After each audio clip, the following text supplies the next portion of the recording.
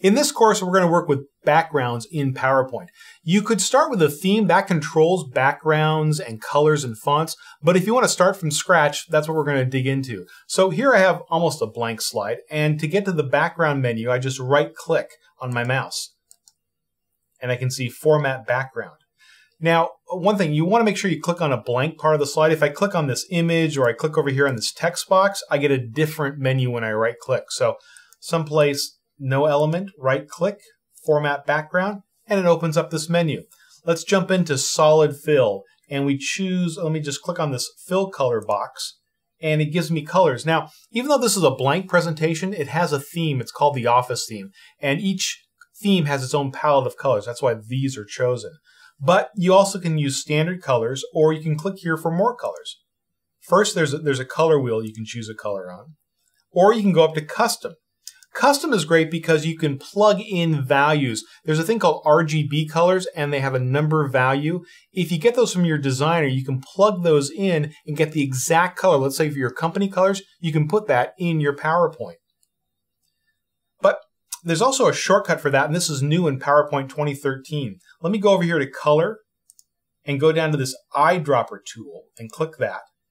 And I move over. Now, the very tip of this eyedropper, if you put it on a color, well, one, if you rest it there, it shows you the RGB colors. But if you click it, there you go. It turns the background that color right from that image.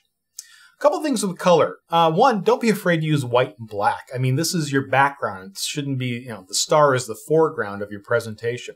Also, if you use a strong color, it's going to limit the color palette. I mean, think about those PowerPoints we've seen where you've had those dark blue backgrounds and they put black text on them. It's really hard to read.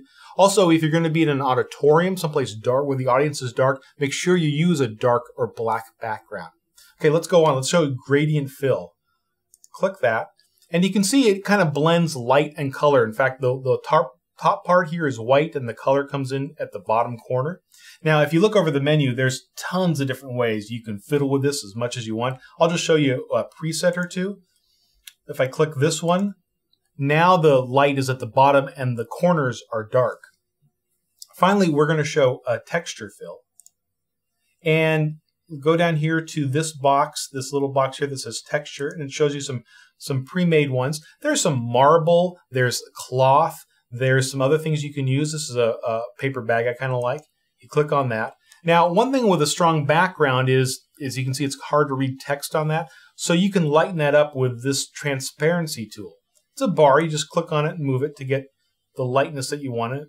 You can see what you want and then unclick and there you have it. If you like this for the background, anytime that you like the background, you just go down here to Apply to All and you can click that and it applies that background to all of the slides.